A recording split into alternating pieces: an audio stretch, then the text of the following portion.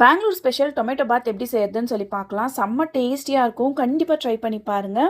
First வந்து பேன்ல மசாலா வந்து நம்ம ஃப்ரை பண்ணிக்க போறோம். அதுக்கு 1 டேபிள் ஸ்பூன் எண்ணெய், தனியா, சீரகம், சோம்பு, மிளகு, ஒரு சின்ன பீஸ் பட்டை, 2 காஷ்மீரி மிளகாய், 1/4 மூடி தேங்காய் வந்து மீடியம் ஃப்ளேம்ல நல்லா ஃப்ரை பண்ணிக்கோங்க. நல்லா ஆற வச்சுட்டு மிக்ஸி ஜார்ல சேர்த்து ஒரு தக்காளியோட சேர்த்து ஃபைன் பேஸ்ட்டா அரைச்சு தனியா எடுத்து வச்சுக்கோங்க.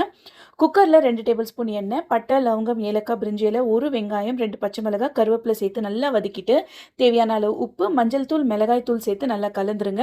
இது கூடவே இஞ்சி பூண்டு பேஸ்ட்டும் சேர்த்து நல்லா வதக்கிட்டு ஒரு தக்காளி நம்ம அரைச்சி வச்சிருக்கிற பேஸ்ட் இது எல்லாத்தையுமே சேர்த்து நல்லா கலந்துட்டு நல்லா கொதிக்க விடுங்க. ஒரு 5 நிமிஷம் நல்லா கொதிச்சு வந்த பிறகு 1 கப் சீரக சம்பா அரிசிக்கு 1/4 கப் தண்ணி வந்து நம்ம சேர்த்துட்டு கூடவே பச்சை பட்டாணி, கொத்தமல்லி சேர்த்து ஊற வச்சிருக்கிற சீரக சம்பா அரிசியும் சேர்த்துக்கலாம். நான் வந்து 20 நிமிஷம் ஊற வச்சு எடுத்திருக்கேன். இது சேர்த்துட்டு குக்கர் மூடிட்டு ஒரு 3 விசில் விட்டு எடுத்தீங்கன்னா செம்ம டேஸ்டியான டொமேட்டோ பாத் வந்து ரெடி. கண்டிப்பாக ட்ரை பண்ணி